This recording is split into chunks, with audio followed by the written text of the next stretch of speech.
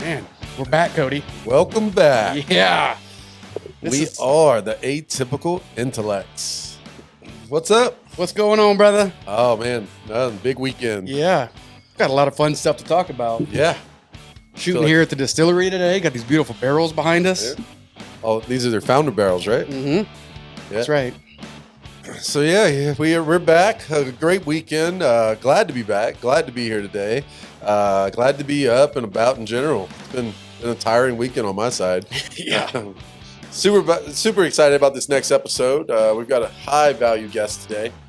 He's currently running in the upcoming November election for U.S. Senator out of Colorado. U.S. Senate hopeful, Bronze Star recipient, Army Captain Mr. Erik Aadland. Yeah. That's going to be a fun one. Yeah. He's. I hope he brings it. I'm sure he will. Yeah. But reading his story and his background got me hyped up for today for sure. Oh, yeah. Absolutely. I've been looking forward to this one for a few days. Yeah.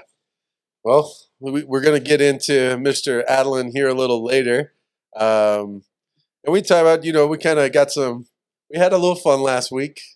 We had some entertaining, some live feeds that went out that are definitely gone.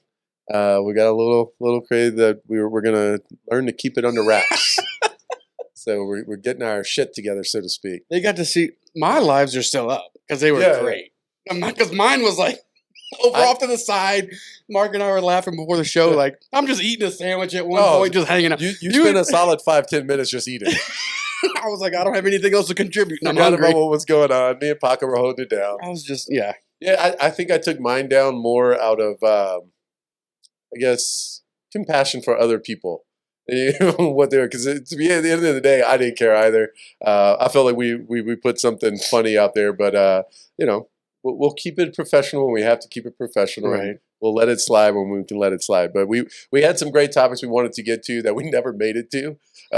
Some great foundations and nonprofits we wanted to highlight that we never made it to, or at least not in the light that we wanted them to look in. So we're going to do that one over. We're going to take care of that and make sure we shine it up. So, yeah, I know we've got our typical sponsors from last week are still going to be highlighted this week. We've got some of the same support coming out of Castle Rock with Castle Rock Pro Tech, Longmont with a couple of different guys out of Longmont, right? Yep. The Longmont Chamber, we'll be talking about them throughout the show. Yep. Again, High Country Bank, great sponsor, especially for all you business guys. If you need, if you have anything as far as like business requirement, High Country is awesome. They've been taking care of me. A couple of my companies they take care of, so they're a good sponsor. Triple J, our buddy JD out in the Denver area. That'll be a fun one to chat about. Yeah, we'll get some. Yeah. We'll throw some love to these sponsors here during the show. And it's still, who's our unofficial sponsor that we're still working on? El Jefes. They'll get them. See you, Jefes. I did not eat lunch today just so I can go to happy hour after we shoot today. Yep. Jefes happy hour, 3 to 5, Dollar Street tacos, can't be beat anywhere in Colorado. Yeah. Sticking to it. Well, maybe what's today? Tuesday? I don't know if Sean's there. We'll see if he's there. It's Taco Tuesday. It's way too busy for him. He can't be out. Well, he bounces. He owns a couple different companies here in town. I think yesterday was National Taco Day. What? Did you eat a taco? I didn't know it was National Taco Day. On a Monday? On a Monday. It felt random. Be a Tuesday. I agree. I think that's the point, is to get people out and eating tacos on a different day than Tuesday, maybe. No. But I think it just fell on a Monday. I think it is the date is what it is, so it moves around. I get loud here. Hold on. Yeah. So yeah, look, I'm not. It was a long week. I think it was that episode kind of drained me.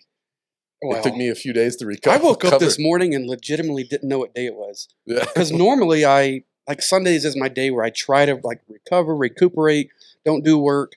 But we were at the Broncos game. Starting to blur. And so, yeah, the whole week just blurred together. And I was like, I didn't even get any downtime. Because, So how was the Broncos game for you? It was hard to watch.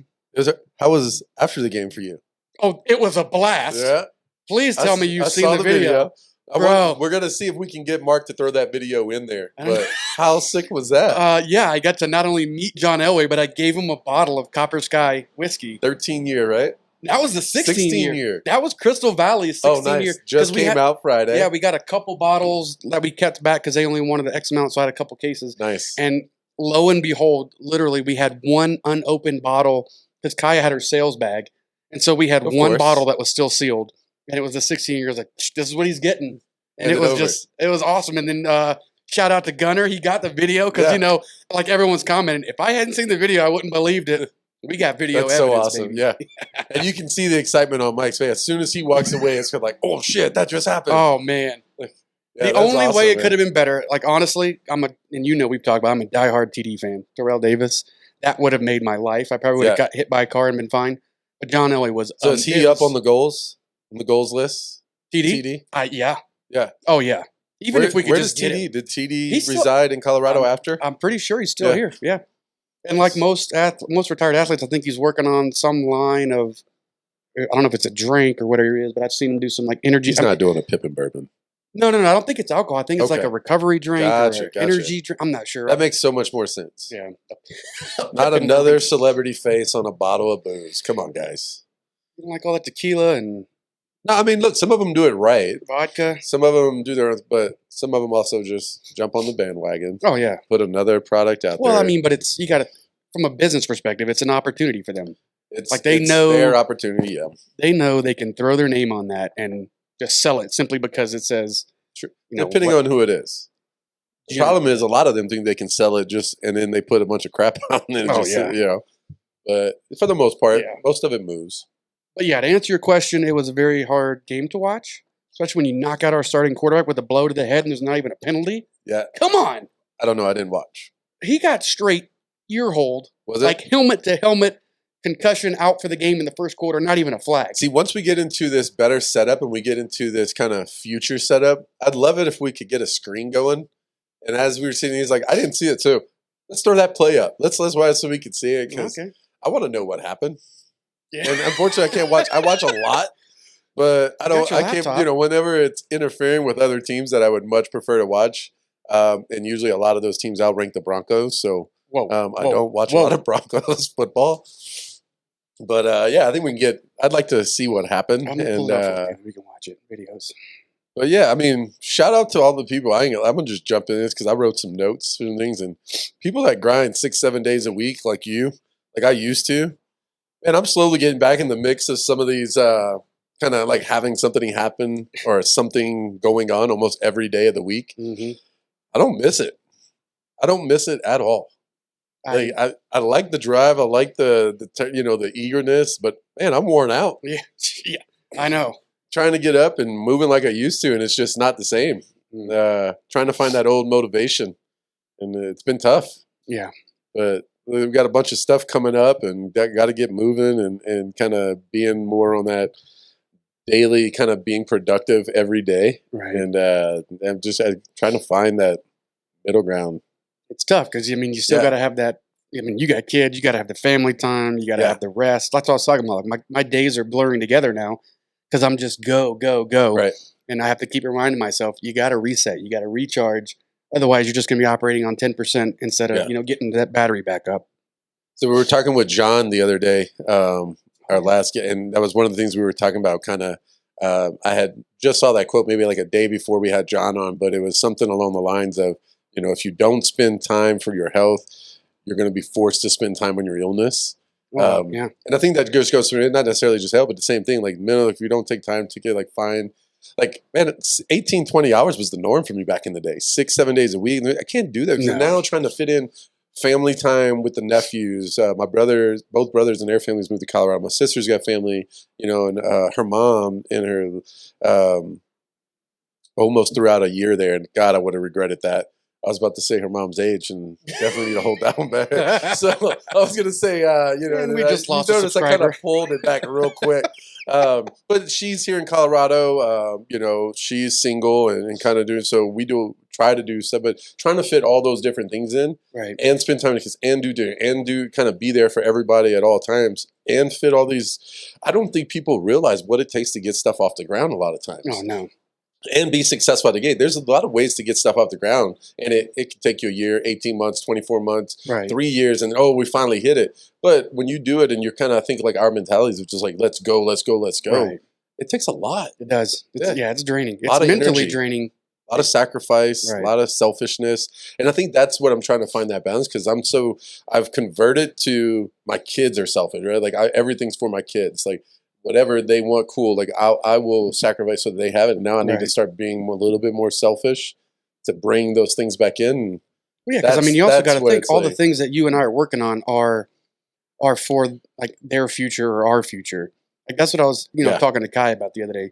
Yeah, well, I mean, we're burning at both ends right now, but it's so that when we are older, or have kids or a family, or whatever, like it'll pay off then. For sure. And so, like, you're trying to build the empire. I'm trying to build this empire so that it will, like, our successors will feel it. So absolutely, they don't have to work as hard. Just like our parents and grandparents, ran themselves ragged so that we could be where we are now. I mean, all the way into their 60s. Yeah. So I mean, my grandmother is like almost in her 80s, and she's still working full time. Yeah. I'm like, Nana, when are you going to retire? Oh, and they always joke, oh, when your little brother gets out of college. Then the next one. That's just a generation that they can't stop, which is it's keeping them going too. A lot of times. Oh, absolutely, for sure. So I remember Joe Paterno. Yeah, whenever like a year and a half after he retired. As soon as they took him off the sideline, it was like, bro, like that's what that man lived for every day. Yep, you killed that guy. Yeah. Shout out to the Penn State fans, fuckers, taking that old hero away from us. I got this video queued up for you whenever you want to watch it. Yeah, let's watch. I got it. Let's watch Terry. Woo! You notice I like calling him Terry, and I was telling him too. We're gonna get a counter how many times I can get away with him calling him Terry before somebody notices. All right, watch. I got to rewind it. All right, watch. He's gonna get ear hold. Where is it at? Right here. Boom! And that was flat on the face. Straight helmet to helmet, like he's done. Was he called? Was the penalty called? There was no penalty. No penalty at all. Yeah. There was another play where I think it was Hamler, our returner. Number 11, same thing. Punt return, kick return, running it back, gets straight ear hold, helmet to helmet, knocked out, chest injury, no penalty. Killed it. Well, like, you knocked out 2 starters from helmet blows, and there's not even a flag. So there wasn't even a reward. And then poor Drew Lock comes in, and I'm like, yeah, I got faith in him. And that was a sad display of football that weekend. One of your returners is Deontay Spencer. Oh, maybe it was Spencer. Yeah, and he's from my hometown, actually, New Iberia. It might have been Spencer. It was number 11. Yeah, I'm not sure if he's number 11. I'm gonna have to check. But yeah, that was sad. How'd your Saints do? Yeah, I don't know. Look at Mark in the background. It's great we got video because like he's looking down and you can see me over here like. I'm sorry. Son of a bitch. I got to get some Alabama stuff because we keep getting all you need to bring. So I told her, I was like, I mean, I'm not bringing other teams. I'm only bringing my stuff. So if you wanted to keep getting crowded with LSU, Saints, Penguins, it's just going to start going missing. I'm going to start having on-air auctions for all of Cody's stuff. I will say last week I did declare that we were going to have a blowout against the Giants, and that is not how it turned out. No. Unfortunately, I don't know what happened. It said so. I gave my tickets to a couple friends instead of having them kind of just get wasted. They said it was insane. 70,000 plus people in the dome. Loudest. I remember certain games. Like I remember probably 2000. This had to have been 13-ish, maybe 14. And it was a game against the 49ers. Random game, but one of the loudest games I've ever been to in the dome. So loud in there whenever the fans really come through. And it's literally just from like start to finish. It never dies. And that was one of those games where it just never died. All the way through to the very end. It was just as loud as you can think. And they said it was pretty loud, but it just didn't come through. I mean, we had the lead. Like, we'll get into Saints. We'll get into Broncos. We'll get into Bama. We'll get into LSU. Auburn. What are we going to get into there? LSU and the rest of the schedule and what it looks like. It starts with how we contend for a national championship and a playoff berth. It's in the same state as Alabama. Look, our season has changed to one thing and one thing only: beat Bama. Good luck. Beat Bama, bro. You can't even beat Auburn. Season. Get out of here. Get out of here. It was hard. We have no running game. We have zero running game right now. We could not. Oh yeah, that was hard to watch. It was. That was really hard to watch. It was crazy watching them kind of do their. They were daring us to run. They were forcing us to throw into 8-man coverages. I mean, just insane. Like you're gonna pass. Like you will not run the ball. They had a 3-man rush most of the game. When are we getting into this? Yeah, I mean, whenever we're ready. I mean, we haven't seen a timer yet. I feel like we're doing okay because I haven't seen. Oh, now he wants a timer. There's plenty of time to talk about that. Yes. Wide open there, Cody. Look, Go right ahead. it was honestly a foul weekend for Louisiana sports in general, right? It is what it is. We're still capable. Remember this energy in week 14. Remember this, everybody, Auburn included, when you end up with another 4 losses this year. Well, yes, see. you still have one over LSU. I got it. We shall see. Where's that? Where's our sound effects we found earlier? He doesn't. There it is. Yeah. Wow. Yeah. How did you remember that? It's like the memory Luck game. of the draw. The colors and the Just the luck sounds. of I'm a the really draw. good guesser. Yeah. Oh, This is man. the pinky pulled him toward it. There's 8 buttons. Yeah. It wasn't that He had a bad 1 and odds. 8 odds, so he was good. Dude, you guys are playing ranked teams the rest of the season, Oh, every single including Kentucky. game. Kentucky next week is Oh, my 16th, God. and we're not. Like I was trying to tell you last week, if we made a run, the level of competition that we faced the rest of the season, Oh yeah, for sure. we still in competition. Even if we took a loss to Bama, if we were to take one more loss and had made a run, but now with a loss to Auburn, a loss to UCLA, a loss to Bama down the road, if we take those L's, like we're there's no chance. It's already a wrap. I mean, I will, again, just like the last episode, I'll give you credit where credit is due. You guys, I'm looking right here. You Yeah. played 18, now you got 16 Kentucky, 24 to 17 Mississippi, 1 Alabama, 13 Arkansas. Keep them going. Well, then it's LA in a A&M. row. Don't we have A&M? They're not ranked. Oh, A&M was just in the top 10 like a week ago. According to. Did they drop all the way? Yeah, they're not Well, ranked. A&M would have assumedly win a couple more and probably bounce in the top 25 again. But Um, this is also a testament to the SEC. Look at oh, yeah. that. I mean, Every single Ole week. Miss and Kentucky are top 25. Yeah. And Arkansas. Arkansas, back in the mix. Wow. Good times. Goes to the SEC. Shout out. Oklahoma faces Texas this week. That'll be a good one. So, I mean, we'll get into look. Well, I came prepared today Here we go. for a little bit of everything, the guests and our sports thing. So, as we get really into it, Is that your party shirt? that's my formal LSU shirt, That's nice. so that we can, mesh around a little bit. Is that the Still formal looks shirt this- like you wear to funerals? That No When more. things don't He, go we- well? he wears No when more. when his team loses. This is when I feel bad, like I need a That's what it coat. is. No. That's what it is. We're good. Let me Man, break these it all out. Hold on. I know we're not deep into sports yet, but do you see this? What? Coastal Carolina is number Oh, they're 15. up there. Yeah, What? Look at their rest. Iowa, number 3. When did Iowa just bounce up there this year? Cincinnati's Out of number nowhere. 5. This is a Cincinnati. very interesting Yeah. top 25 this year. San Diego. So right State. now, run through the top 12 if there was a 12-team playoff going on. All right, so we'll start at number 12, Oklahoma State. Number 11, Michigan State. Number 10, BYU. Number 9, Michigan. Number 8, Oregon. Number 7, Ohio State. Number 6, Oklahoma. Number 5, Cincinnati. Number 4, Penn State. Insane. Number 3, Iowa. Iowa. And number 2, Georgia, Georgia, Bama. 1, and Bama. Yeah. I mean, that's insane. That's a crazy. No one person. Imagine where they need to start doing those bets. Like, can I predict week 5 of the top 25? Imagine if somebody were to land that top 10. Like, there's no chance anybody had that as a top 10 going into week 5, week 6. But some of these teams are just coming out of nowhere. 8 SEC teams. Yeah. 8 SEC. But- All right. And if you count Texas, Oklahoma, How was a 3-2 Florida number 20? I mean, let's not talk about it. How are we not ranked last week compared to some of the other teams that were ranked? Yeah, So, I mean, it is what it is. it is what it is. So, yeah, football. I mean, LSU, yeah, well, I'll just get them out the way so that we can be done with it, Mark, all right?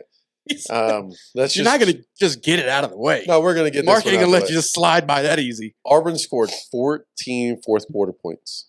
14, 2 touchdowns. Doesn't sound that bad, but we were up most of the game. That is the first time Auburn's beat LSU in Baton Rouge Yeah. since 1999. Yeah, that was really cool. 1999. Yeah. 20 plus years since they took a game from us at home.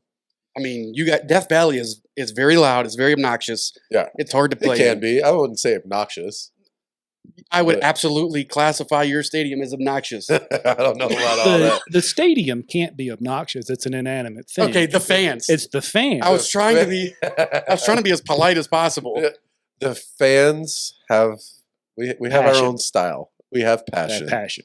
We're passionate about our team and our sports. Two fan classes I would never qualify as passionate. LSU Tigers and the What? Raiders. What? You guys are obnoxious. It's not passion. No, I mean, you I- qualified as passion. Yes. It's I- obnoxious. The Raiders I and can the see LSU that coming Tigers. from someone like Bama, You know, Where we just win in class, we're classy and just take our wins and keep adding to the legacy, or go Tigers. yeah. So I think the correct response was, if there's a class of fans, give it back to Mike, Yeah. that you can't call classy. It's Alabama fans. it's got to be because Why? I mean, it's Bama, Because bro. they have no class. I don't understand. Most of them can't find break it down Tuscaloosa on in a simple map. That is matters here. absolutely incorrect. Alabama has pretty classy fans. Yeah, It, we'll agree to assy disagree. or classy? Maybe both. Assy, I'd go for. They're very good looking. Incestual. What Is the that- what? Oh my No, God. wait a second. We all are in the South, so watch that. part. Yeah, all three of us. We're all from a Oh my gosh. different area, but so yeah, LSU is now 3-2. Auburn moves to 4-1, 1-0 in the SEC. LSU drops to 1-1 in the SEC. Freaking led 13-0 in the second quarter, 19-10 in the fourth quarter. But our kicker just throwing it out there. Shout out to Cade York, 4 for 4, 33, 26, 22, and 51. Oh my Perfect goodness. 8 for 8 for the year. Hey, But field goals don't win games, boys. listen, you know you're desperate when you're shouting out the field goal kicker. Well, and that's what Alabama's fans say, because, like Cody said, you can't win football games with a kicker. Right? But Bama you still knows win all about football those games, missed kicks. and you've never had a kicker. And we Yes. still are winning football games. Exactly. We're not only winning football games, we're winning national championships. Right. And we have a very shoddy kicker record. They still probably all have the T-shirts that say "Got 1 second" from 2013 now. I haven't worn that T-shirt in days. My God, it dates. The old Since field the goal last time he return. washed his car. Can we put that in our intro reel? Can we have old boy running back that return, Auburn against Bama? And like that just be like a little snippet of him running down the sideline? No. Well, it's important that Mike has a say in it, but yes, we can have that over and over again. Yes. That's fine. That's fine. On- And then as that on fades repeat. out, what fades in is all the national titles in our lifetime, even just in our lifetime. Okay. We won't even. I'm pretty sure that's At least- not what's going to happen. of course, he's got Says the final producer. say, yeah. The producer's telling us that's not happening. So I'll just put we ran out stickers of on the time on front. that editing room floor. Can't keep up. So yeah, Bama, your boy Robinson Jr. rushed for a career high 171 yards and 4 touchdowns. You guys kind of, and at the time, number 12 Mississippi, weren't they coming in as one of the highest ranked offense or defense? Ole Miss. Ole Miss. I'm pretty sure they were ranked up pretty high. You guys stumped them, man, 42-21. But by the way, was fun to watch. Robinson Jr. is a grown ass man playing against kids. The dude's a Oh. 8th year senior, might even be a 10-year senior. I don't know, but he's at least a 5 or 6 year player running against a bunch of 18-year-old. Come on, I mean, all of Alabama's running backs are are thoroughbreds. you guys now just stockpiling people, letting some go to the NFL, keeping some in the back Yeah. room for a That's- 6-year That starter? sounds like a Saban move right there. We'll just Saban playing against 18-year-old, but he good, right? He's good. oh, yeah. Yeah. Saban improved to 24-0 against his former assistants. His ex-offensive coordinator, Lane Kiffin, didn't help his own cause on this last one, though. Helped him get to No. 24-0. Oh, yeah. 3 failed 4th down calls in the first half. Saban threw 2 touchdowns on 4th down, bro. I know. It's a big deal. 0 for 4 on one side, 2 touchdowns on the other side. Right. On 4th down, So nonetheless. I would say it's safe to say Saban doesn't teach him everything. No. He just gives him a glimpse of what Oh, it takes to yeah. be successful. It's probably He doesn't like give this. him the full blueprint. There's a buffer period when you're learning under Saban because he realizes under the first few years you're trying to gain knowledge, gain a record so that you can go be a head coach. So like your first couple years are like the screening. Like here's some basic football knowledge. Yeah. And then if you leave to go coach a team before like year 3 or 4, before you can really get into the back of the chapters, yeah, you're missing these calls. right? And of course Saban is just Kiffin. always scheming. I just don't know how they let Kiffin even back in the SEC. Some of these Yeah, guys. that's as good as mine. Saints, Saquon Barkley, Yeah. the guy who's broken every other week, but the week he plays us, ran for a 6-yard touchdown in overtime. After old Jonesy boy threw for 402 yards, career high. Giants rallied for their first win of the season. Yeah. 27-21 over the Saints in overtime. Saints played in New Orleans for the first time since Hurricane Ida struck on August 29th. We were leading 21-10 in the fourth quarter. Barkley somehow got loose, ran up the sideline for 50-plus yards, and that kind of ignited the comeback there. And, yeah, we dropped it in overtime. And did you see your boy on the coin toss? No. That's son of What? So they do the coin toss for the overtime. It's just one captain each side. It's not like the beginning where, 4, 5, 6, honorary, all this crap. Mhm. It's two captains. Your boy goes out there, he wins he calls heads, he's like, we want that mother effer. And he's just going, and it's a great video. But then for them to come and win that game, I was just like, you son of a bitch. All that energy wasted. Yeah, all that is. So, yeah, I mean, another winning majority of the game. Turn out, lose it at the end. Well, at least you were winning. We were winning. My team was winning for like 4 minutes the whole game. The first score of the game. We scored the first 3-0. one, Yeah. 7-0, 7-0. and then never again. Yeah. Never got it again. I don't even know if we got in the red zone again, to be honest with you. I don't think, what was the final score? I think it was, look for it here. I thought I had it down. I don't remember the final score. 30-something. I mean, it was rough. The Ravens were never in danger of losing the game. That's for sure. No, again, you knocked our starting quarterback out with a blow to the head and no penalty. Yeah.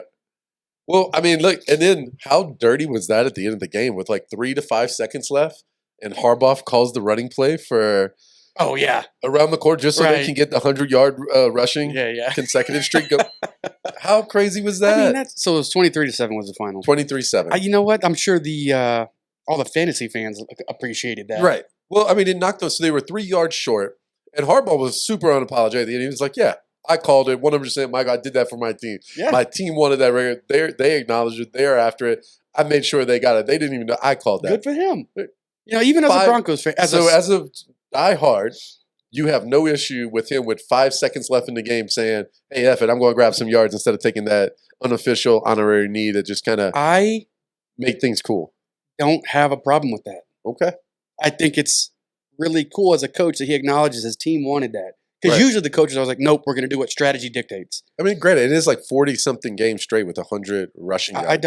I honestly have no – because as a fan of records and just being a coach for the players, I think that's a really cool thing. And they tied the record with that game. So in the next game, if they do it again, it will be their record. So they tied Pittsburgh from 1974 to 1977. Yeah. They had consecutive games of 100-plus rushing yards. I mean, because here's the thing, too. Like, that had no impact on the final score. It didn't, but I think it's more of a gamemanship thing. I think it's one of those kind of like unwritten rules. Yeah, but why do we only count gamemanship in the last 15 seconds of every game?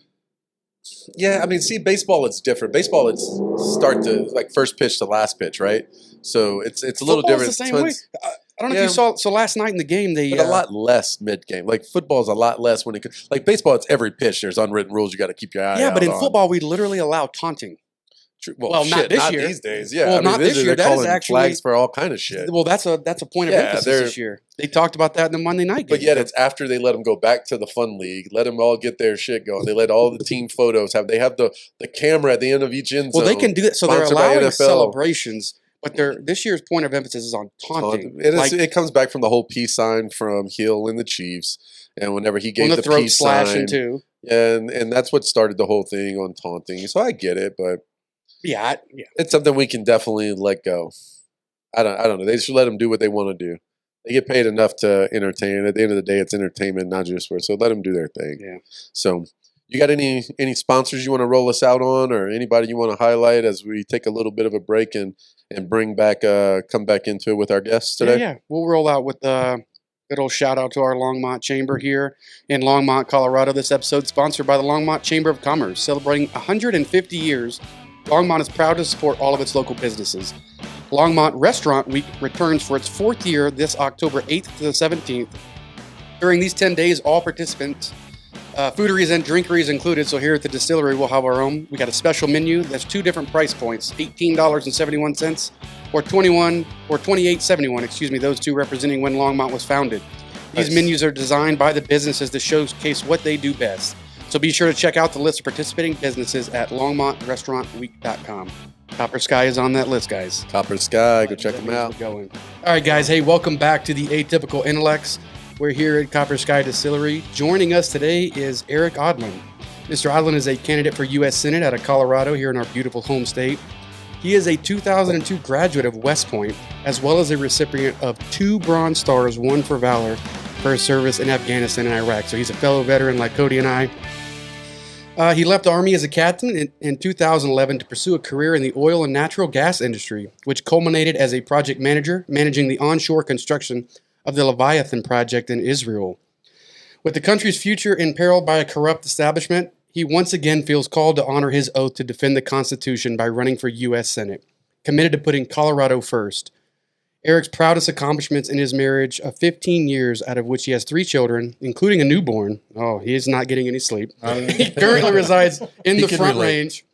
Welcome, sir. Thank you for your service and your leadership. We're going to have some fun today. I'm glad to be here, Mike. Thank you. Absolutely. Thanks for joining us. Corey. Well, where do we start? We have some fun off-air talk, so Yeah. Mark was like, save the energy for the show, so we gotta re-energize here. Reset.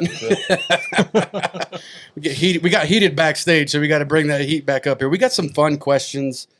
It's going to be a good discussion. I think the honesty that our show provides and the honesty that you obviously have already showed us is going to be great for the voters. That's what we need, honesty. We need honesty, integrity, dignity, truth. I mean, right. Bring back some of those moral principles. All the right? things Exactly. we all 3 raised our hand and swore that we would uphold. The Constitution. Constitution. Right. Definitely. Man, so yeah, we got some really good questions. You guys are going to get to see Erik openly answer those questions, as our elected officials should. It's great. It's refreshing, to say the least, to hear someone not steer away from some of the hard questions. Yeah, I think you guys are going to really enjoy this. I think it's great as a student of policy that we get to know our elected officials so that we can vote appropriately. I think that's one of the biggest downfalls right now is people are in their own little boxes and they don't understand the candidates, and so they just vote. They groupthink. I feel like everybody's in a black and white judging situation right now, and everybody's forgetting about all the gray. Right. And the gray being the personal, who that person or that candidate is, who they are, where they came from, their background, their story, where they're trying to be and what they're trying to accomplish. Yeah. And they're only voting on the Republican Democrat side of the black and white. It's either one or the other, and it's just we're sticking to it. Lost the nuance, Yeah. and the subtlety, and the human element. Absolutely. And not to be in like a high horse thing, but like what makes you worthy? Like why should I be voting you into a position of this caliber without knowing anything about you? Yeah, I think we got to get back to some of those roots. Find out who these candidates really are, and that's why, again, like Mike said, appreciate you coming and being totally open and honest with us from the get-go, and really ready to put it out there. So yeah, let's do it. Yeah, and you come from a military background, right? Like military was kind of already in your hindsight before it really got going in political aspirations. Yeah, so I grew up in an Army family. Grew up all over the country, all over the world, and service was a big deal in my family. In fact, I grew up just learning or being taught or maybe just seeing by example that serving one's country was the highest virtue. My dad's a retired Army officer. He did 34 years of service. And I wanted to be like my father, honestly. Right. All I wanted to be was an Army officer. So I did everything I could all the way up through high school to get into West Point. So I went to West Point. I graduated not long after 9/11. I was a senior when 9/11 happened. Of course, that was a dramatic impact, just being there 70 miles from ground zero, and we knew we were going to war. Yep. So graduated. I was commissioned as an armor officer. Deployed to Iraq, was a tank platoon leader in Iraq from 2003 to 2004. Where were you in Iraq?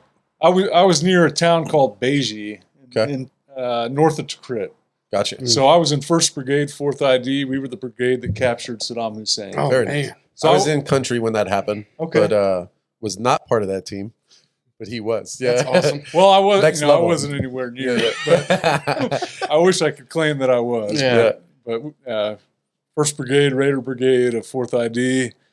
Then did a number of staff positions after that. I was an aide-de-camp at a corps level. And then I finished commanding a striker reconnaissance unit in Afghanistan. Oh, wow. So I was over the second most strategic location in the country, the border crossing point between Pakistan and Afghanistan in Kandahar district.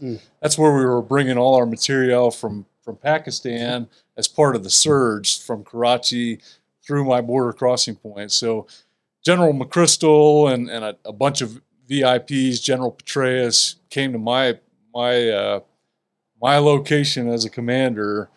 So McChrystal was there a few times, but it tells you the importance of that spot. Absolutely. Try to keep your composure when those guys come through. They don't just roll around on tour. Like, No. When I was in Pakistan, I was a captain, and it was always the same way. The general's always rolling around. It's like, oh, well, we got to get prim and proper now. The general's Clean it coming up, guys. Oh, man. So, I mean, your time in Afghanistan, with everything that's happened recently, kind of how we're engulfed in this crisis, so to speak, or kind of what's going on over there. You know, we've got a quick little veterans. So this is coming from the Pew Research Center surveys, and I'm going to transition into a question because I want to ask you about some of your time out there, how that relates to what's going on. But veterans are more critical than those who didn't serve in the military when it comes to how President Joe Biden's administration has dealt with the issue. In addition, veterans have less confidence than non-veterans in Biden's ability to make good decisions about foreign policy and to use military force wisely, according to 2 new Research Center surveys. Now, you having that time out there, what are your thoughts on how President Biden has not only handled the actual withdrawal of U.S. troops from Afghanistan, but also his handling of the fallout, kind of everything that's happening in the time since the withdrawal? Well, I am both outraged and heartbroken by what's transpired in Afghanistan. It's an absolute failure that never needed to happen. So I'm not surprised that his support among veterans is dropping. I think it's dropping all over the place. His polling is terrible. Mm. But this is a dereliction of duty at the highest levels. It didn't need to happen. As a captain, I would know how to withdraw in an orderly fashion with grace, honor, and dignity, right, and not have a humanitarian crisis that makes the world a more dangerous place. Because of that failure in Afghanistan, it emboldens our enemies. Yeah. We are literally more dangerous globally than we have been in decades. 20 years of sacrifice, hard work, blood, sweat, and tears to secure Afghanistan, to secure Iraq, lost overnight because of the Biden administration. The Middle East is destabilizing. We saw when Biden took office, Israel was immediately attacked by Hamas. This disaster in Afghanistan is just going to compound. And we know that China is going to take advantage of it. Absolutely. It's inexplicable why we left $85 billion worth of equipment there, sensitive equipment from Blackhawks to Apaches. We were talking about night vision devices. I know as a commander, in my unit, if somebody lost a night vision device, that might jeopardize how hard it my is career. Just to even get it. When you do everything, I mean, just a AA battery. I've had to do our reporter surveys from post deployment because a night vision was missing. Like, everything. And here we are leaving billions of dollars of tier 1 equipment. Yeah. And I've had to do ROSs on, one night vision goggle that we couldn't account for. I mean, if you're a corporal, you lose a night vision device, you're likely to get busted down. Absolutely. If you're an officer, you're likely to end your career. Yep. And we left, I think, 17,000 or more. Jeez. That's one of the capabilities the U.S. Yeah, I mean, the U.S. military owns the night. And we gave up that capability. Who's it going to fall into the hands of? Yeah. You don't leave it there. You get it out or you blow it up. Yeah. We could still blow it up. I don't know why we haven't taken action. Yeah. Well, and that's the thing, too. Do you feel like there's a lot of counterintelligence going on with that? I mean, obviously, there's a lot to be said for what is known and isn't known. And us all coming from a military background, we all understand that there's a lot that happens that people don't see and don't know about. It just is what it is, right? That's any given day in this world, we're doing something that people don't know about. Absolutely. Do you think there was some counterintelligence to that? Do you think we've got some stuff set up that we wanted them to take over and this maybe necessarily get their hands on, but we've got kind of working in our favor? I mean, that doesn't seem plausible because of the magnitude of equipment we left there. I mean, you don't. The volume was just too large. Yeah, I mean, this is significant. I think that the Taliban is now more well armed than Australia. Oh yeah, Jesus, right? So it's just I think Australia's not going for anyone, but I've seen a couple reports where now the Taliban is more is armed as a militia than a lot of the countries that are our allies. That's right. It's like that's not. I mean, just come on, guys. What a country would give to have that equipment. Oh, absolutely, and be able to employ it. I mean and that goes back to what we were talking earlier. I mean, the end goal was for us to have a government in place that was backed and supported by the U.S. government, and obviously, day one that was failed and gone out the windows, right? So now they're trying to kind of reconnect those ties with the Taliban, but they had to have some degree of understanding of what was going to happen. Of course And, they did. yeah. Of course they did. We knew a decade or more ago that Afghanistan was never going to be an independent nation capable of sustaining a democracy. Yep. This is a tribal country that doesn't even recognize its international boundaries. Right. Yep. That is a culture 200 to 1,000 years behind Western civilization. I could have told you 10 years ago when I was there, we were never going to establish a nation. Oh, no. Not possible. I would tell you that the highest levels of our armed forces knew that, but I think that there was an effort to maintain some matter of force projection or power projection. Yeah. And now, and we could have done that with a few thousand troops, and we demonstrated that over the past couple of years with no loss of life Right. and relative stability, and we gave all that away. I can't understand it. The American people deserve answers. Yeah. People like Milley and Lloyd Austin and Biden need to be held accountable. Yeah. And there needs to be an explanation for what transpired, but ultimately there needs to be justice. People. I don't think the American people understand the significance of this event, Right. and what it will. It's going to have far-reaching consequences. I feel it's generational consequences. Well, but they Yes. can't. I don't think they can understand the significance because, how do I word this delicately? But the media is very good at like, look here, look over Spinning here. it. Yes. I mean, it's like as veterans, we understand because we've been there. I mean, I've got bracelets at my house of friends that have died, well, and so we feel it. But the people who haven't been there and done that, they're only watching the laser. Like, Yes. You know, I'm a cat guy. I've got a cat. they're following the pointer. They're following the pointer. So it's like Afghanistan. Oh, yeah, we don't want you to look at Afghanistan. Look over here. Sure. And so they don't have the latitude to be able to understand that because our media isn't allowing that. Yeah, the media has become a propaganda arm. We can't trust the mainstream media to accurately report things. It's covering for the government. It's become an arm of the government. And with their own agenda. And that's the thing. And that's why I tell people all the time, when you do that one news source situation, you have to be aware of what that upper echelon agenda is. Who's running that channel?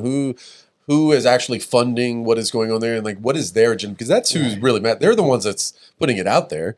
They're the ones that are controlling what that agenda turns out to be to the general public. narrative. 100%. They're controlling the narrative. 100%. We were talking about before the show, like, so when I used to teach American government classes, one of the projects I would have was you have to research an opposing candidate with more than 10 legitimate sources, not just, hey, here's what YouTube says or here's what Google said. Like people have lost the fact to do independent research, and we talk about like there's this groupthink mentality that is hurting, is crippling, at least the polls. Maybe not. I don't want to say the soul because like most of us are not just like. It's the loudest people that are being heard right now, not the majority. I agree. And so but it is crippling the polls because people are seeing one source and they're running with one source. We're losing the ability to do independent think. It's like the old Sports Center commercial where the guy was talking out of the side of his neck. He would watch ESPN and he would just repeat everything the commentator said. But I haven't completely lost hope because I see a larger and growing element of society that is questioning the mainstream narrative. Absolutely. That's why ratings are falling through the floor of every major network because people don't trust them anymore. No. They lost all credibility, especially over the last year and a half. Yeah. And I think people want independent sources. They do. But they're being censored on social media. 100%. I mean, and you have government provably colluding with big tech like Facebook and Twitter and YouTube and others. Oh yeah, to censor conservative voices. Our last episode, we made mention at the beginning, like because we have a YouTube channel, and YouTube had just. I might get you censored. No, you won't. I know, I doubt right? it. And that's where we're talking about the different things that'll get us censored. Yeah. The last episode, we were talking about how YouTube had just put out a new censor profile where if you were explicitly talking about anti-vaccine, your channel would be shut down. Yep. Like. That is censorship at its max. So tell me when in history, of the good guys censored people? In this country or anywhere in Europe? Tell me anywhere in history when the good guys are actively censoring alternative. The good guys aren't. The good guys never do it. I can give you plenty of examples in Europe, but they weren't the good guys. They weren't the good guys. they acted as the good guys. What country you were from, whether or not they were good or bad guys. If something can't hold up to scrutiny, it doesn't need to be censored. Yeah. The only time things are censored is when it threatens a certain agenda or a narrative, and it's usually called the truth. Right. So I mean, and there's a lot of misinformation out there. We need to be wise as people and exercise discernment. Yeah. And that's not an easy thing. You have to develop that. And the schools are doing everything they can to destroy discernment in children. Yeah, and it's time consuming too, right? It's not just no longer can I get on the internet and find truthful sources via one search. Like I have to do a lot of digging to do actual research to understand what the truth site, is. you need to check on the page. You need to check on who's behind it. You got to check all the way through before you're like, okay, I can accept like even that. Facebook, which I think Facebook's down now, so we can say whatever we want. I know, But right? even No, they're Facebook, back like up. the fact check Don't go things at too the far. bottom. Like I had an instructor or a professor friend, and he's like, we talked about this in the class. At the bottom, it said fact check, not true. He clicked on it, and the facts were there, but Facebook still was censoring him, and he was like, it's literally in your response to my censorship that The algorithm the facts got are it. there. Yeah. Yeah. It's Well, We before can't trust the fact checker. Oh, God, no. It's an algorithm. Well, I want to know, as someone who's been overseas multiple times, before we get to the next topic, do you think because of this mishandling of the Afghanistan withdrawal, are we going to have to go back? Are we going to have to send more people? Like, what's going to happen? Like, How do we just as an Army officer, I was an officer in the Air Force, which I don't think I've ever told a lot of people because I had the civilian clothes and a beard. But now you know, all the people out there, now you know I was commissioned. Do you think we're going to have to go back in? Well, I wrote an article. It was featured in the Grand Junction Sentinel, where I proposed a plan to do exactly that, to resecure Bagram and Kabul and maintain a small contingent there so that China, which is, they're threatening to take over Bagram any day now, and they're going to exploit the rare earth metals in Afghanistan. People need to understand there's a lot more to Afghanistan than the Taliban and fighting terrorism. Right. This is a strategically critical juncture Absolutely. in that part of the world, and it has extraordinary resources that China will exploit. Yep. And oh, by the way, as we destroy our energy independence, which the Biden administration is doing, it makes us more reliant on China and their rare earth metals. So these are schemes that. They're playing years ahead. That's the thing. Everybody looks at these as current events, and that's what I always try to tell people too. Like my brother, we'll have this conversation. It's like, what you're seeing has been going on for like this has all been in the works. Like you're seeing the fallout. Like everyone else at those is working years ahead of us. Like China is actively working where they're going to be at 5 years from now in Afghanistan, and how they're going to monopolize or make use of what they now have access to that they didn't with us there. Well, and we do that too. The United States. Of course we do. All over the place. Yeah, I mean, we're a forward-thinking country, but you have such a dramatic change in policy between the last two administrations that it's upended everything that was working in the last, prior to the last, 9 months of Biden. So I think that, unfortunately, our government is purposely undermining the efforts that were successful over a year ago. Does that kind of bring us back to kind of that black and white, no gray situation? People kind of blurring the line, just making it seem like it has to be one or the other, where they're just going to sit there and blindly support because, nope, Biden's better than Trump. I still would prefer that than Trump. So they're just kind of sticking to their guns and not wanting to give in to reality. The left's only ammo at this point is Donald Trump. So they turn every issue into an issue about Donald Trump. They don't talk about substantive issues. Right. They don't talk about real policies or real facts. And unfortunately, you have an element of our society that is suffering from Trump derangement syndrome. And that's problematic because we need to be a united people. It doesn't need to be this. It should not be this terribly divisive polarization that is pitting Americans against each other. Right. It was not always like this. No. Right. But there are institutions. Can we go back to 9/11 without 9/11? Like is that what it's going to take? Is another terrorist? Like 100% for us to all get back on the same terms and brotherhood. And well, the problem is though, like Eric's talking about, it's not the Trump syndrome is not. It's a personal thing. It's not his policy because, like we were talking about, policies were working. The policies were working, but they are dissatisfied with who he was as a person, which is it's mind blowing because they're blurring the lines of what's working good policy with I don't like this person, which arguably you can say with everybody. Like right now, I don't like Joe Biden, but the policies aren't working. Yep. It's a reaction that lacks wisdom. right? And when you're responding to a personality, it's an emotional response, Right. and it's short-circuiting the cognitive function that says, it is a full analysis that includes policy and statistics and truth. Right. And the media has been very effective at separating people's intellect from their emotion. Oh, they're Right. definitely attacking the emotional intellect versus the rational. And what we have to do as a society is get back to a place of wisdom, which is a balance of compassion and intellect. I'm not, man. I'm not saying That's deep. Don't be compassionate. I'm Right. not saying that at all. I'm Right. saying you got to balance compassion, the heart with the mind. Absolutely. And we as a society have kind of split across those two things. And you could almost see it in our two political parties. Right. In the middle is the right answer. Absolutely. And, never before has there been such a stark contrast between two administrations. Right. The failure of the Biden administration is so utterly apparent. You can't ignore it unless you're not paying attention and you're not thinking for yourself.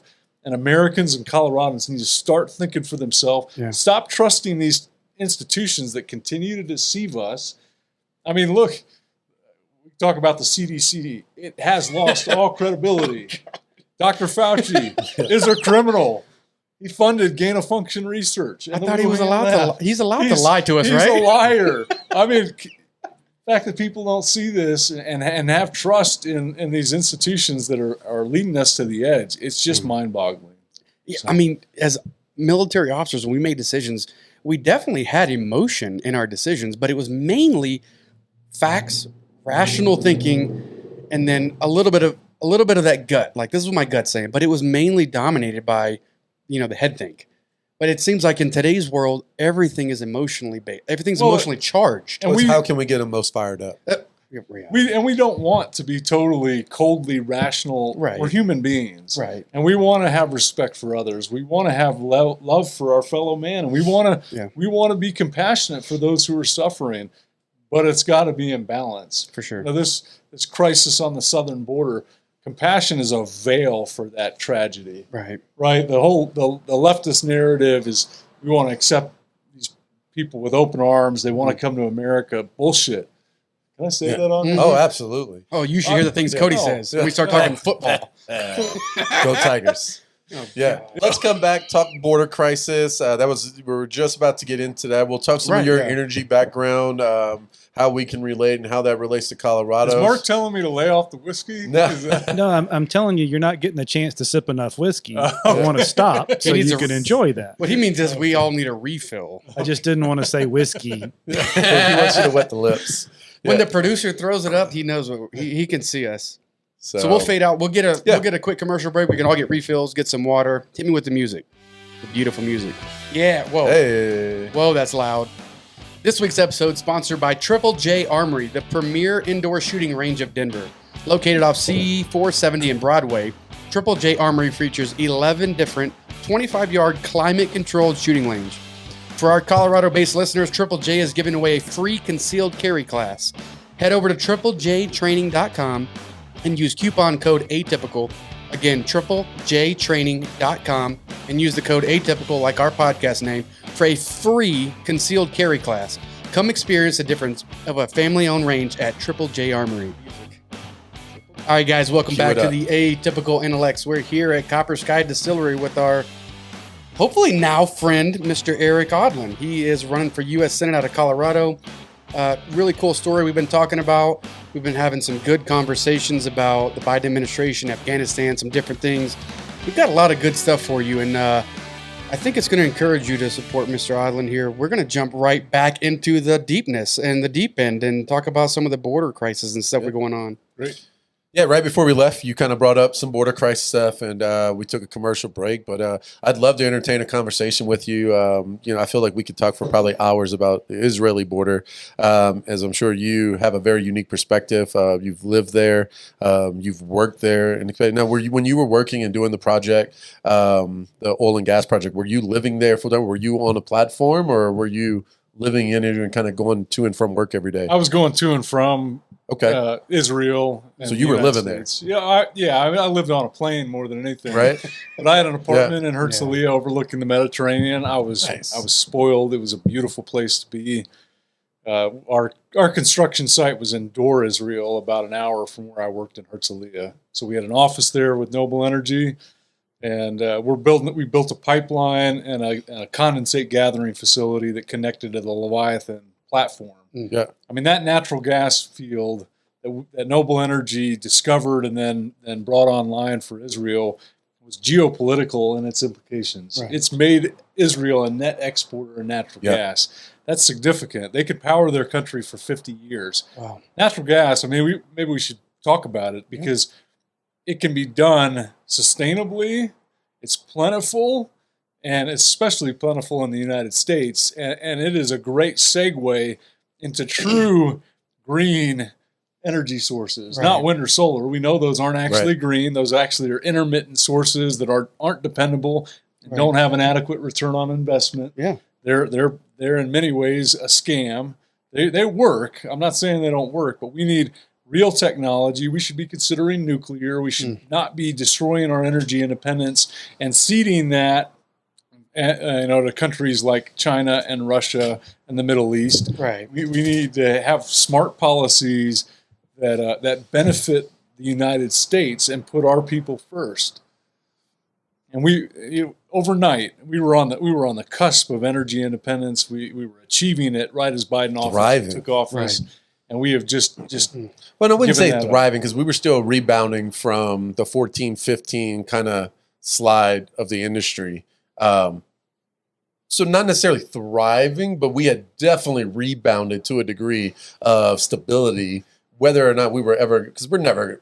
I mean, how hard? It's going to be very hard for us to get back to $100 plus barrel. But the industry had taken a turn for the better. But for me, it wasn't about oil and gas, the industry. It was about the American people, people of Colorado, how they were benefiting from an opportunity standpoint, from a price of gasoline standpoint. The fact that gasoline has increased over $1 at the pump. That's impacting real Americans every day, especially those who are struggling the most. That's the problem people don't realize, especially these privileged white liberals. Their policies hurt the poorest more than anybody. Yeah. You drive my energy price up $100 to $200 more a month, I can handle it. Right. It sucks, but I can handle it. Yep. A lot of people cannot. Absolutely. So I'm from South Louisiana. We go through storms every year. My entire feed was lit up these last couple months with people with Clico and all these energy companies in the South where they were going from $130, $150 monthly bill to $450 to $500 bills in the middle of devastating hurricanes going on. Half these people are without powers for weeks, months at a time. And then they're getting these huge spikes. Oh, yeah. And it's like, we get it. Like, you have infrastructure, you have costs, but how do you put that on their backs? Like, how do you put that on someone's shoulder and then in the middle of that time and that period of devastation, say, hey, here's a 500% upcharge or whatever it is. Yeah, the issue also is, like Erik was saying, because it falls to the poorest in our communities, they don't have the platform that we have to express their problems. Yep. Like, we can sit here and say, yeah, it hurts, but, I can afford it. I can't do this month. But they don't have the platform to say, they're the ones with the rock in a hard place. My family is failing now because I can't afford to drive to work. Right. And what they don't see is that these socialist policies are keeping them down. And then, here's the left with these policies that are destroying opportunity, destroying ingenuity, destroying a thriving economy, and then here's a handout. Right. So let's make you more and more dependent on the government while we destroy your livelihood and reduce incentive to work. Right. So the whole leftist narrative that is under a smokescreen of compassion is really insidious because it's destroying and putting on the backs of the poorest and people in this country and making it even harder for them to dig their way out. Oh, yeah. And we have myriad examples of failed socialist policies in history. Yes. Why do we think it's going to work this time around? Yeah. It's caused inordinate suffering all over the planet. It's responsible for over 100 million deaths. And we think, well, let's try it here. And it's because they have manipulated consciousness and they have deluded the people to think that it's going to be different this time. It's not. We know it. I can do it. We got to stop it. Yeah, that's definitely the fallacy right there. Is we can change it this time. It'll be different this time. And oh, by the way, why? I mean, the trust for government. Like seriously. Wait, say that again. The trust. Sorry, this for is new government. to me. I'm learning something. How new. how does anybody trust people in power collectively to do the right thing with no accountability back to the people? Yeah. That's what we're losing, and that's what we lost in so many ways, is the government no longer feels accountable to the American people. The government of Colorado, Senate Bill 181, no longer feels accountable to the people of this state. Yeah. They are legislating with mandates and by fiat, and they're ignoring the will of the American people in so many respects. Most American people want a wall on the southern border. They don't want unmitigated illegal immigration into this country, especially if COVID's a threat. Well, why aren't you stopping illegal immigration? Why are you restricting travel from European countries and have a porous southern border? It doesn't add up. You know what? Right. It is all these inconsistencies that are very apparent, but we need to wake people up to these facts, and it's about bringing the government back in line. I'm running for United States Senate, not because I ever designed my life to be a politician. I wasn't planning to do this. I am honoring my oath to defend the Constitution because it's under assault in an unprecedented way, and we're losing our freedoms.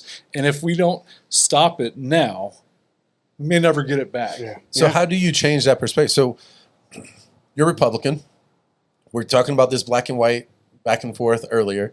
How do you change the other side? How do you get them to see your viewpoint? How do you get them to rationalize with everything you just told us that all makes 100% common sense? So how do you reach that other side that is kind of still sitting on that black and white perspective? I don't think I have to reach them. I think that the radical left and their insane policies and their destruction of opportunity and the destruction of the economy and the destruction of security is going to wake people up to recognize that this doesn't work and we don't want it here in this country. But is there a way for us to stop the inevitable before it gets that deep? Like, can we stop the fall before it falls? That's what it takes for people to wake up?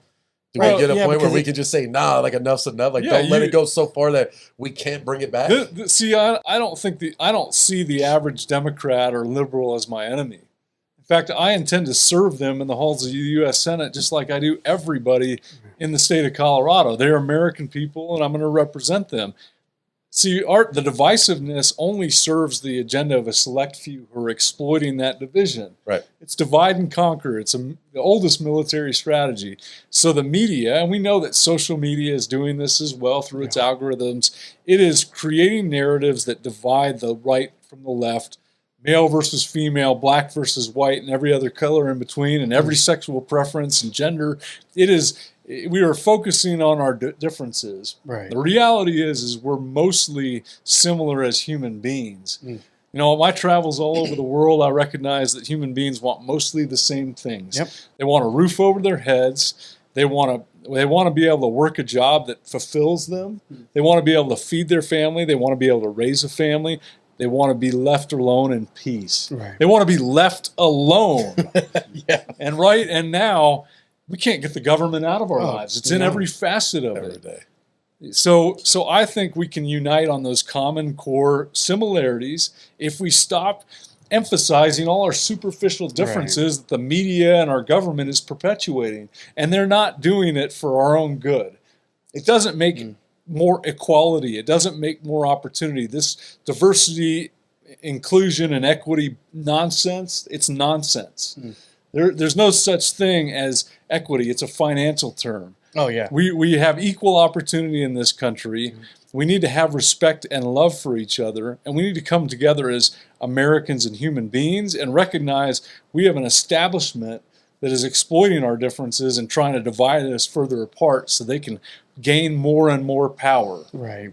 All the power rests with the American people. I mean, there's great pictures out there of what equality means. All of our boxes are the same. Right. You're taller than me. You're definitely taller than me, and I'm shorter. So our equality isn't the same. Fairness is what defines like what should be done in our policies. Equality is everybody gets the same, but that doesn't mean the same for all of us. Right. It doesn't mean the same for me as it does for you or you. No. fairness is what means the same at the top levels. And I think that's what people they're not as educated on right now. Is they hear this word equality and like, oh yeah, that means equal for me, equal for you, equal for the poorest class. It does mean not reducing society to the lowest common denominator, right? To make so us that equal. we're all the same. It means giving everybody an equal opportunity to Right. succeed. That means freedom. Yes. That means protection of individual rights. This country was founded on the primacy of the individual.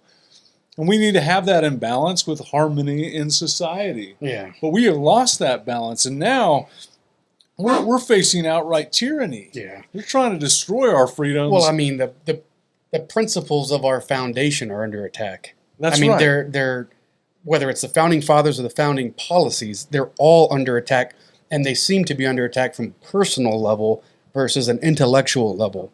It's you attack the least common denominator, like, oh, this founding father was fill in the blank, a slave owner or whatever it was. Right. These policies are fill in the They blank. do the same. They're doing the same thing to them that they did to Trump. All right. They're focusing on Right. yeah. I mean, It's these- personal attacks. These are human beings. They're not perfect, and we've learned through history. Now they want to erase our history, Right. and if we erase our history, we don't learn from our history.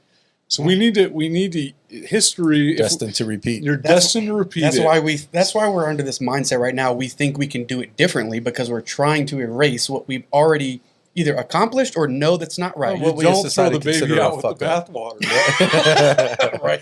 I mean, it's insanity what's happening right now, and that's why I'm talking in such strong language. No, I mean, you're right, because literally the definition of insanity is you're trying to do the same thing over and over, and And it doesn't expect work. Expecting a different results. result. It doesn't work. Thank you for that, Mike. That's I mean- exactly right. Yeah, jeez. So, I Oh, mean, so how do we do it different? How do you do it differently as you enter this potentially and hopefully enter the Senate? How do you change? Like, where do you see you coming into play for Coloradans? Coloradans? Coloradans? Coloradans. You're from They're- Louisiana, guys. He's I'll learn he's a those. southerner. Well, no, So, We're southern. Coloradoans. there at one point it was Coloradoan, and at some point they changed it to Coloradan. Yeah, Just I don't- slurred it. Colorado. So, I mean, how do you bring everything you just talked about and there's to Colorado? It's called wisdom. We used to elect wise leaders, not based on partisan politics, but because we knew they would do the best for their constituency and make, with all the information they have, make the wisest decisions. And they were public servants. I mean, and we've always had bad people in politics, but now we've reached epic proportions. Yeah. But I am doing this as a call of duty. As I told you, I have a young family. I have little children. I was never planning to run for office. This was something that I was inspired to do as I saw our country start to fall apart. And I took an oath to defend the Constitution against enemies, foreign and domestic. We have enemies inside the gates now who are trying to rip this country apart and reform it in a socialist, communist image. And now it's not even like, it used to be you could never call yourself a socialist. Right. But now we have people in Congress who openly call themselves. Yeah. And they take the same oath we took in the military. Right. Now, are they honoring that oath? No, I mean, no, how no, could no they be? chance, yeah. They're undermining the No chance. Constitution. But back to your original question, how does one do that?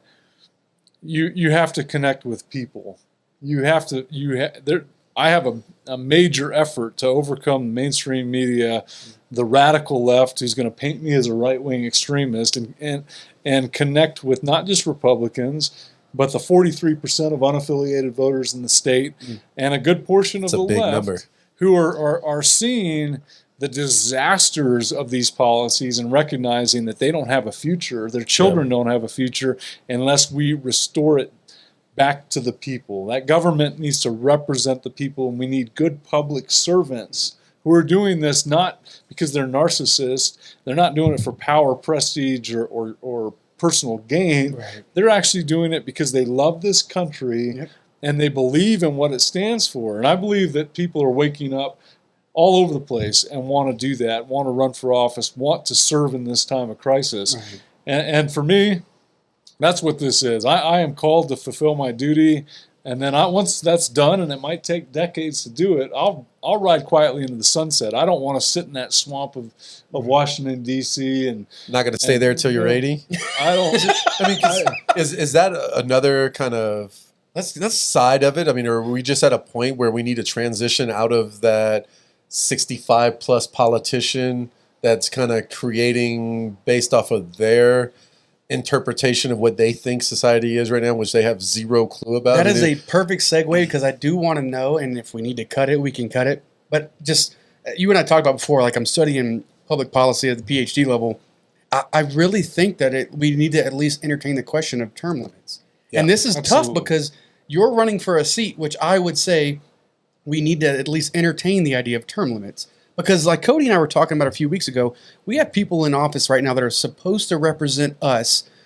You know, at tech is the easiest example. In tech policies, and they cannot use a cell phone. Yeah. They cannot use basic technology, and they're creating tech policy. Yeah. And that is an example of people in Out of touch, an out elected of reach. position that aren't in touch with the people and the voter, and it's because they've reached a position of power, and now they're holding that power, and they're holding it over us. And I don't know that it's a matter of age. I think it's a matter of the corrupting influence of Washington, D.C. All our politicians, and people are heartbroken because we hear a politician say they're going to do X, Y, and Z. Mm-hmm. Then they get to D.C. and don't honor their commitments. Yeah. It seems to be par for the course. People have lost their faith and trust in our elected officials. We do need term limits, not self-term limiting, because that won't work. We need to legislate it into the Constitution and make sure decade's a good run. 10 to 12 years. Like if you can hit 10 years and you cannot, like you haven't pulled it out in 10 years, you need to go. Well, Like if you had 10 years and you couldn't do it, Well, I mean, you got to roll, buddy. It's the same with military leaders. Like, I'm not asking you to change the way you think, and it absolutely has nothing to do with age. But I mean, think about even our generals, our general officers.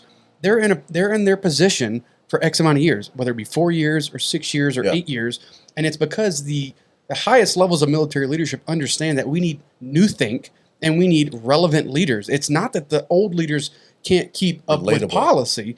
It's that we just need to bring fresh people in. Yeah. I mean, that was one of the biggest questions I used to get is, why do officers roll over so much? Like, don't you want continuity? Well, the continuity is supposed to be at the highest level. The execution is supposed to be at the mid-level CGO officer. And that's what we need is, like, we need continuity at the highest level, but we need the execution to keep being relevant. I had a great conversation with Governor Rick Perry, former governor of Texas, former Secretary of Energy. Spent about an hour on the phone with him, and we talked about General Milley and what the crisis in the military. Right.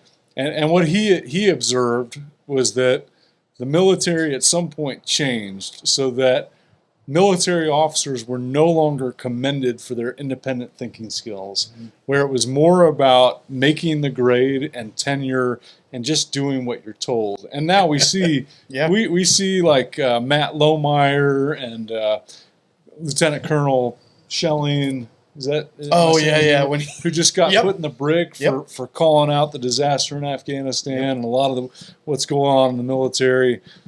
These are problematic because the military is like the last bastion of upholding the Constitution. Absolutely. And when those people like Milley, they have a dramatic turn when they get involved in politics. They become politicians, and they're not maintaining. They're more concerned with indoctrinating the military with Marxist ideology than they are a successful withdrawal from Afghanistan or protecting our country. This is a real problem, gentlemen. Yeah. And I think that, whether it is a matter of turnover or it's just the ideology that's been attacked politically and filtered its way through the ranks. Term limits bring fresh blood and they ensure that somebody doesn't become institutionalized. Yep. So, great way to put it. And you and I were talking about this before. Like, the lines are being blurred from elected officials and hired officials. And it's like the hired officials are starting to act like elected officials. And like there's this blur. Like, that's right. The government at all level is now starting to act. And I own a distillery, so I answer to the government. So like you've got unelected bureaucrats like Fauci who are implementing policy, which is unconstitutional because policy goes through the legislative branch. Right. We have a design.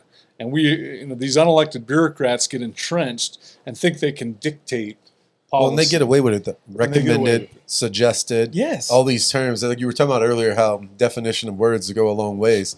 And that's their whole thing, right? We suggest you do this. We recommend you do that. They're not dictating. Well, they're dictating. At the highest levels, they're using that terminology. Yes. But then when it comes down to like our cities, Yes. it is not recommended. As a small business owner, it is mandated. So here's Right. okay. Let's Mandated. take this opportunity to remind your audience that the U.S. Constitution is never suspended for any reason. Right. Ever. Not for a pandemic, a war, nothing. It's the supreme law of the land. And the Constitution wasn't meant to inhibit your rights. It was meant to protect your rights Absolutely. from the Embolden. government itself. Yep. Right? And so it's never put on hold. The government can never restrict your freedom to assemble, can never restrict your freedom of speech, can Right. never restrict your right to bear arms by the Constitution. And oh, by the way, your rights aren't granted by the government. Right. They're unalienable. They're Yeah, granted by God. You're right. So you don't have to, you just need to be free. You don't have to ask permission.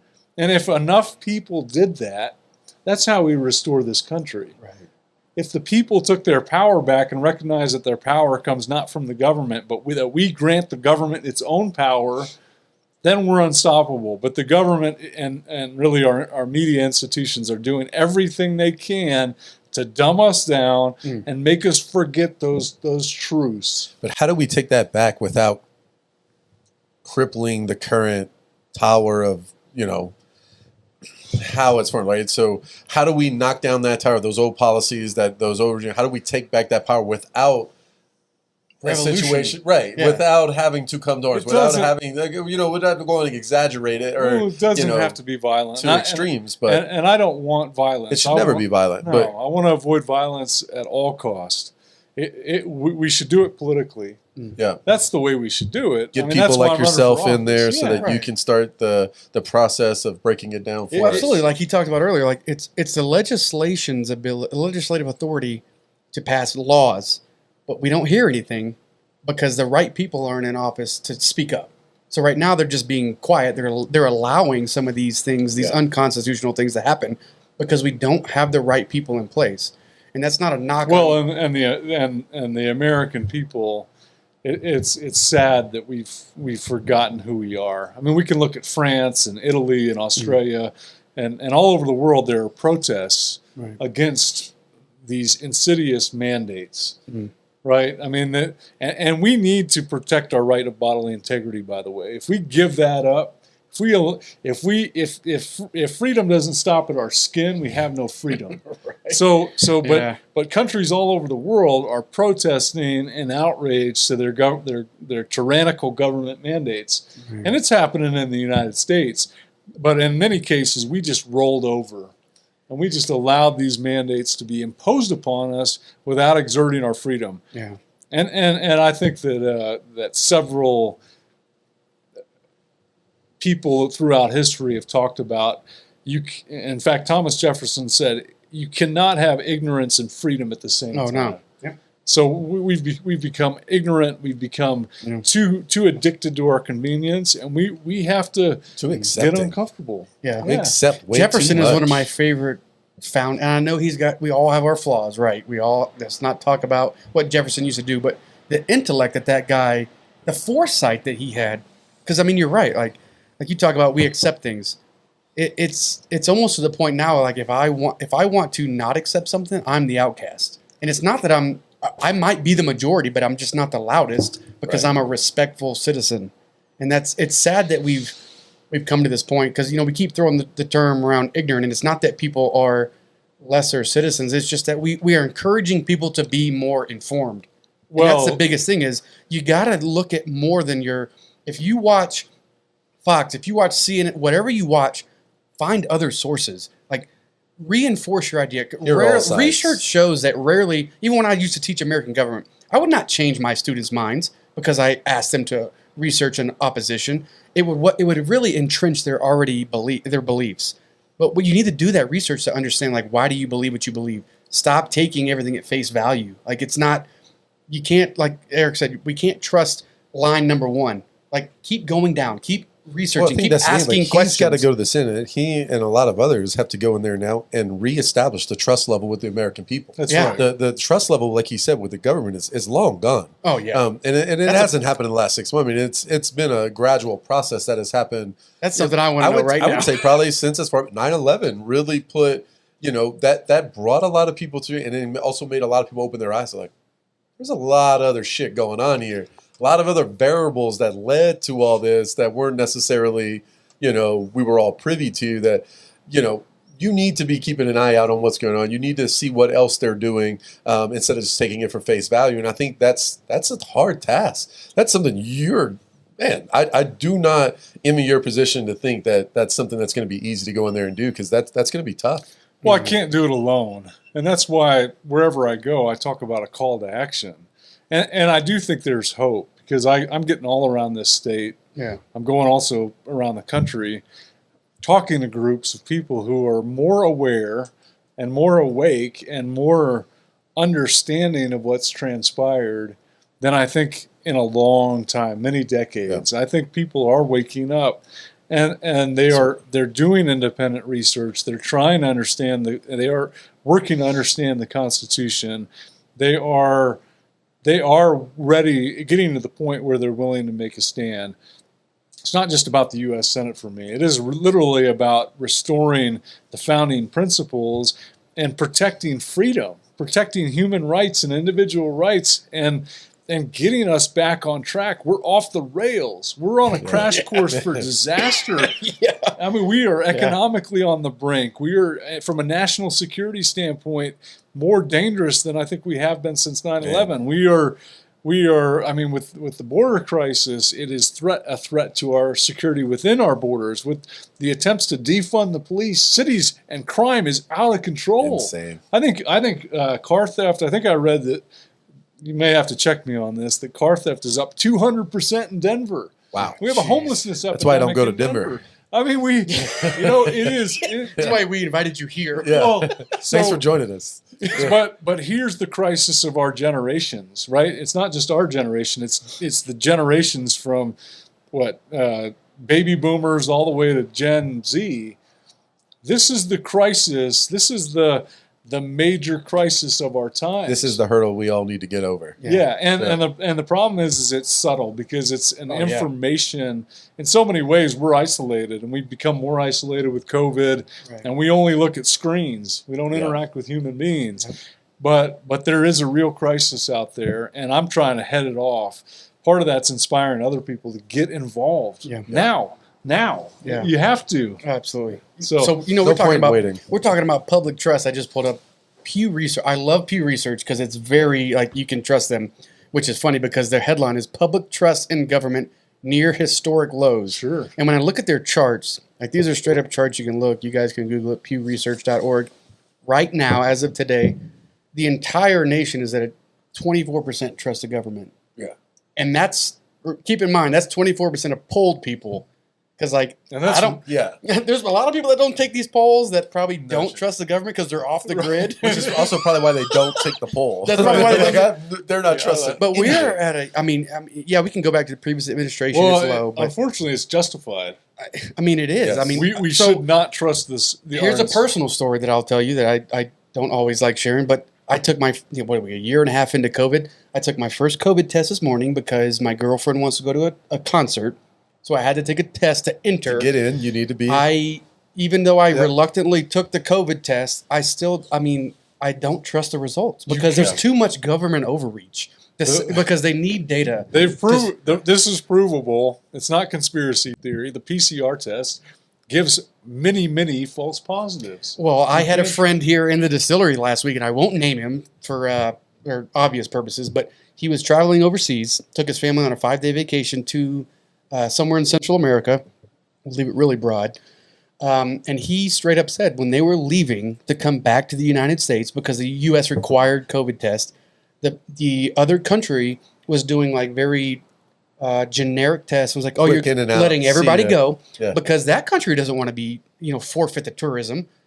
And they were like, oh, yep, you're good. Negative. COVID negative. So like Right out the gate, see how do you you- go home, let them do it. how do you with it. trust any government at this point? Because they have to control like these small. Well, they proved that the test itself is inherently flawed. But I So mean, even if that's they do it all right- lab. That comes into like all testing. You got the wannabe Steve Jobs chick that's on trial right now for the whole like mobile lab testing stuff that was going on. Big fraud that was like billions of dollars.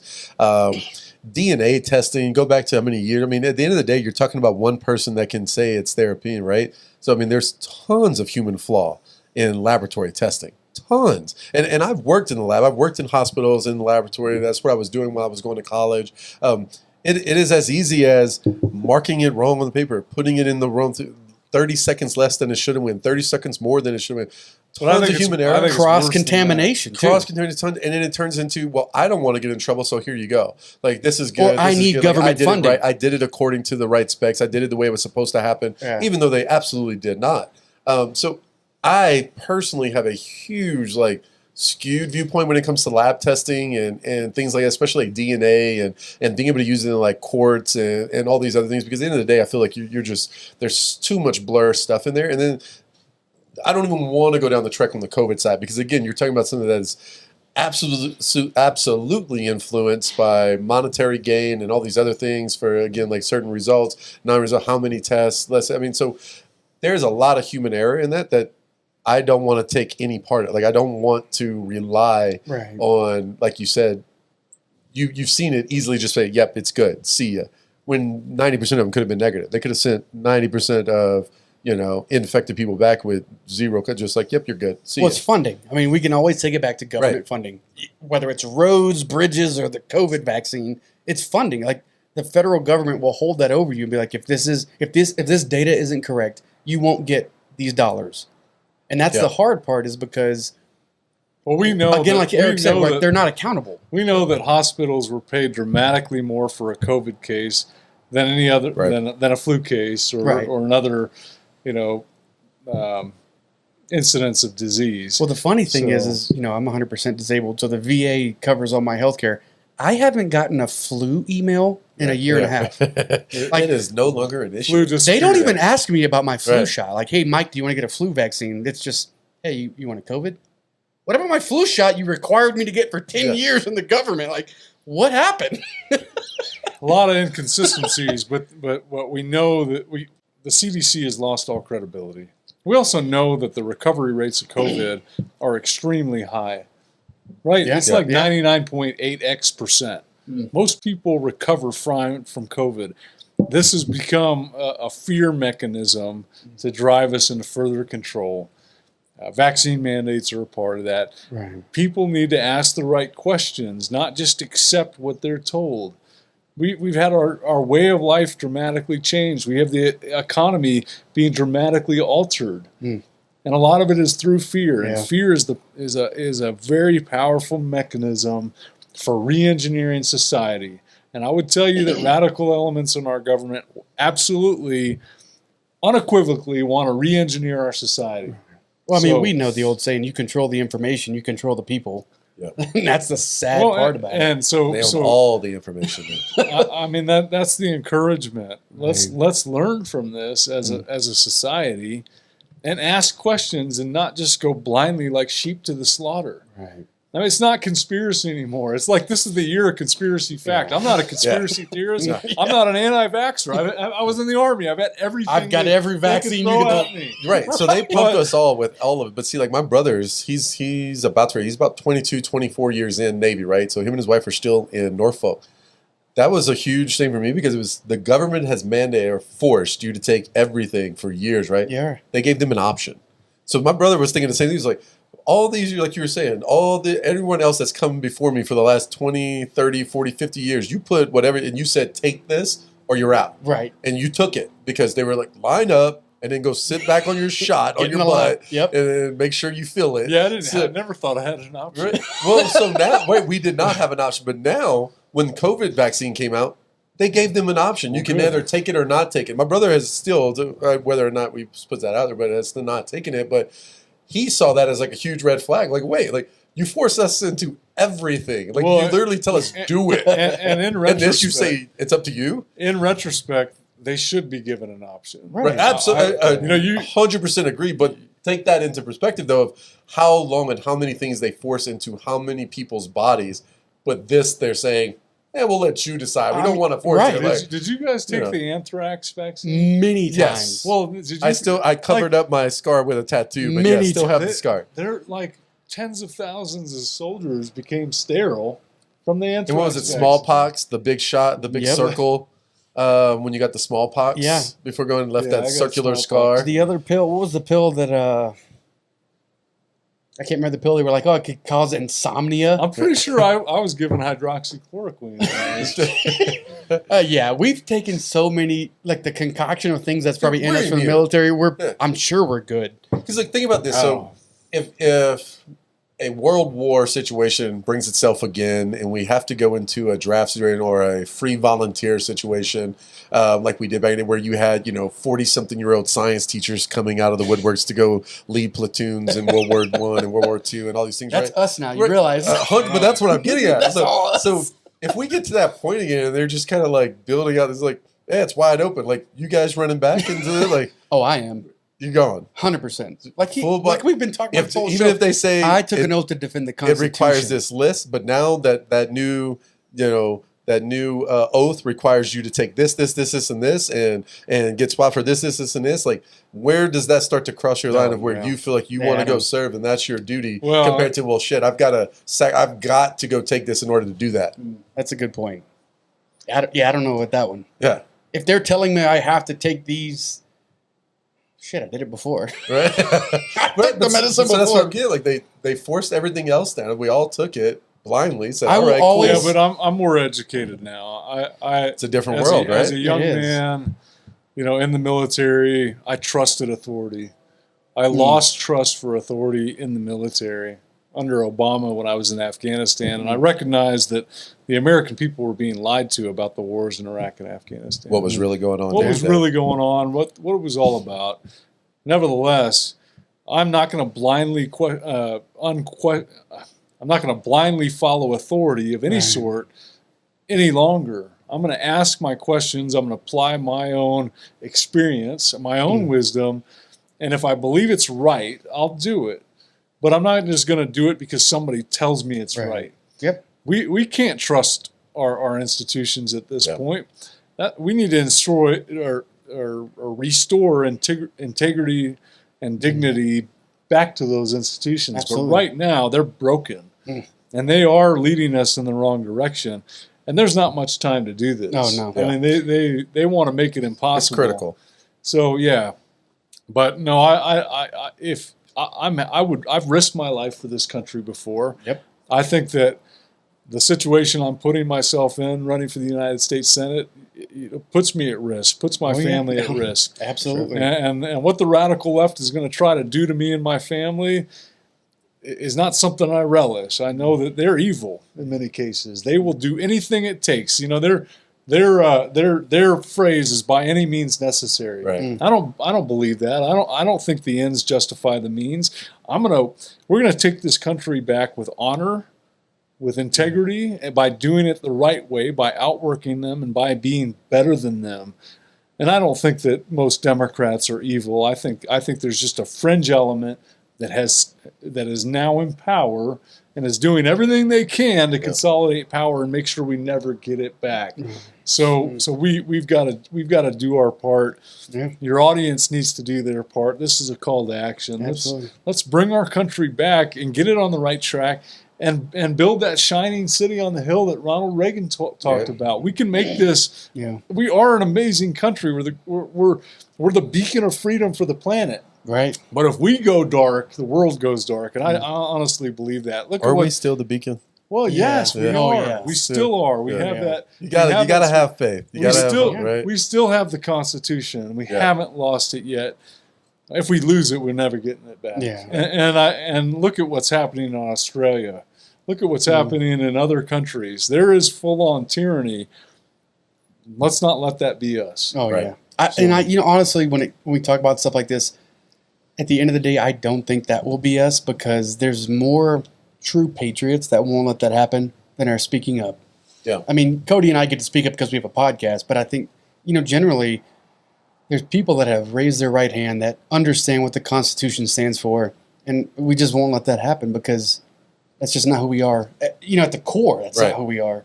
I want to believe that there is something special about this country. I mean, Oh, yeah. it is unique in history. It is. The Constitution is unique.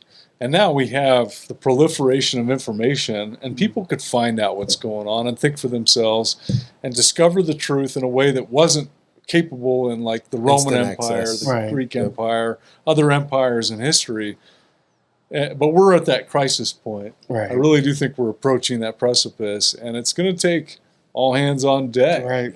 And it can't just be Republicans and conservatives. No. If we think that the Republican Party can save this country or save this state, no, it's going to take American people coming together, Right. putting aside their differences Yeah. as a whole. Yep, So, absolutely. That's a good turning point too, because we just talked about your family and what this means to you, and you and I were talking about before the show. Like I used to have aspirations for public office. I still have tons of friends that are pushing me, and I'm like, I don't know, because I don't want to put my family through that. And you've taken the leap, where especially with a newborn, you got 3 kids, a wife. You've served this country, and now you're looking to serve it again as an elected official. It's not easy. I mean, honestly, that is the reason why I would, in today's climate, I wouldn't put myself through It's this not on because your radar. everything seems like a personal attack. So I really want to hear the personal side of Erik's story, because that means more to me than the policy side, because I've been to DC, I've done government work, I understand what policy means, but I think, reflecting back on when we talk about the heart side of voting, you've got a 3 kids, a newborn, a wife, a family, and you're still choosing to serve us when the loudest voice wants to attack public officials. So, like, I want to hear about what this means to you with this new family, with this newborn, this family. Like, this isn't going to be easy for you at all. it's not going to be easy. In fact, I had somebody tell me, a Politico tell me this was going to take more courage than my combat tours. If I'm not, to not be corrupted and to actually do what's right and hold my ground against all the corrupting influences. And I'm coming to see that that's true. It's a different kind of courage. It's a moral courage, although there are elements in our society that can destroy your life. Right. And so, but that's what has to be done. Men and women throughout history have risked everything for Faced it head on. truth and virtue and Yeah. freedom. And that's why we have this country, because our founding fathers were willing to be killed. Yep. They risked their fortunes. They risked everything. They risked their families.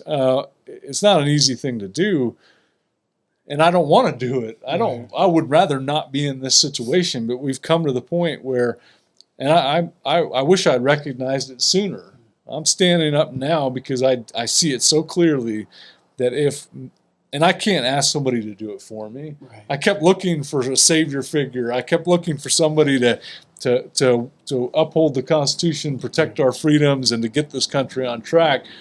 And then it continued to devolve. Right. And so, well, if not me, who? And if not now, when? Right. And I think we all need to ask that question. Who can we expect to do it for us if not ourselves? Yeah. And so it is worth it.